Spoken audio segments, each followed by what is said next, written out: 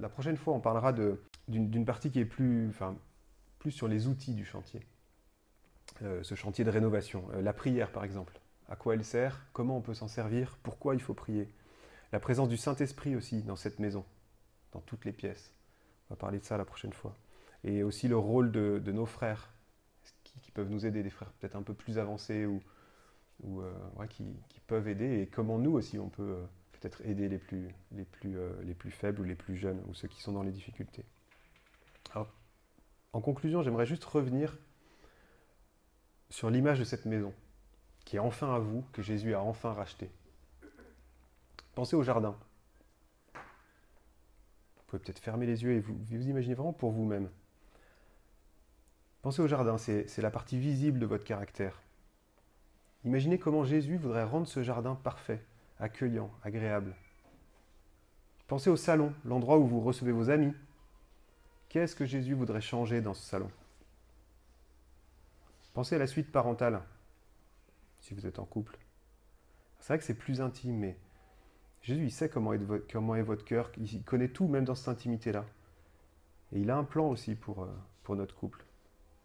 Pensez à la cuisine, elle est dans quel état votre cuisine? Est-ce que vous sortez les poubelles de temps en temps?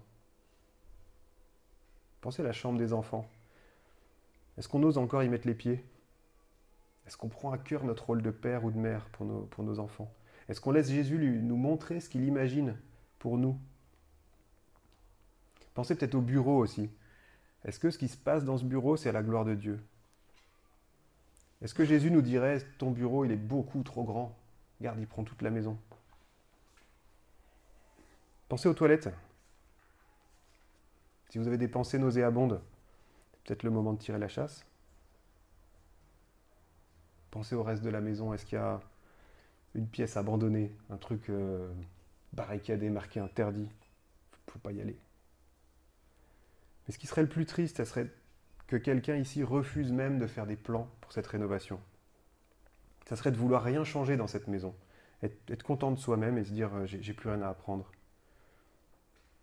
Ce qui serait triste aussi, c'est quelqu'un qui aurait muré les fenêtres, les portes, tout, comme ça je suis bien tranquille chez moi, bien au calme. Ou quelqu'un qui a monté un mur dans la suite parentale entre les deux morceaux du lit. Ou peut-être quelqu'un qui a fait un chantier une fois, qui a commencé quelque chose avec plein de bonne volonté. Et tout s'est effondré parce qu'il ne s'était pas appuyé sur les bons outils, sur le bon maître d'œuvre. Et maintenant, il ne veut plus rien faire, surtout pas. Surtout plus toucher. Alors j'aimerais juste que vous reteniez ça. On peut changer, on peut grandir. On n'est pas né de nouveau pour rester des bébés. C'est pas pour que Dieu nous aime, il nous aime. C'est parce que Dieu nous aime qu'on veut changer. Il nous a sauvés par grâce. C'est pas pour nous demander maintenant d'être transformés par nos forces. C'est pour continuer à être transformés par sa grâce. C'est la même grâce, la grâce qui nous a sauvés. J'espère que vous êtes sauvés ici. Si ce n'est pas le cas, il faut commencer par ça. Mais cette grâce qui nous a sauvés, c'est cette grâce qui veut nous transformer. C'est cette grâce qui peut nous transformer. Et cette grâce nous suffit, car sa puissance s'accomplit dans notre faiblesse. C'est 2 Corinthiens 12, verset 9. Par cette grâce, des trucs qu'on pensait peut-être jamais voir se passer, ça peut devenir des trucs qui perdent complètement leur valeur à nos yeux. Et par cette grâce, des trucs qui a priori nous intéressaient pas du tout, ça peut devenir notre plus grand trésor et notre plus grand plaisir. Et c'est vraiment ce que je nous souhaite, et les progrès que je nous souhaite à tous. Je vais juste prier pour terminer.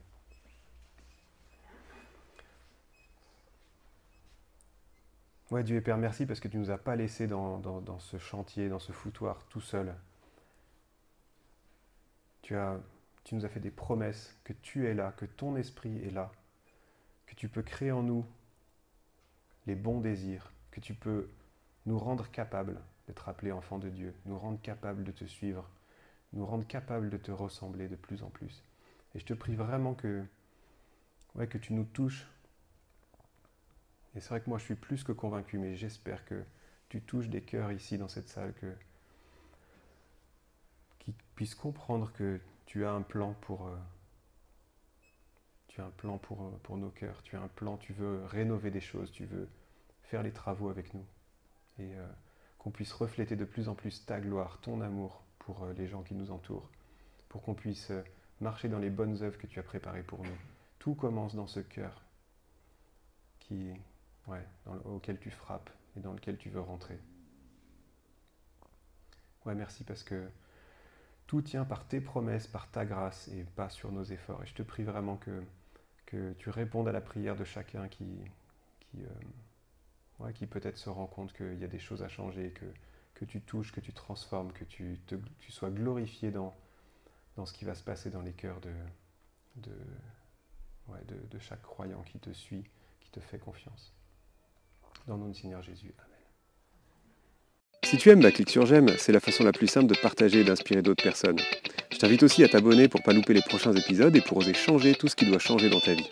Tu peux aussi me retrouver sur entrepreneurchrétien.com pour plus d'outils et de ressources pour mettre tes talents en action pour la gloire de Dieu. Alors à bientôt.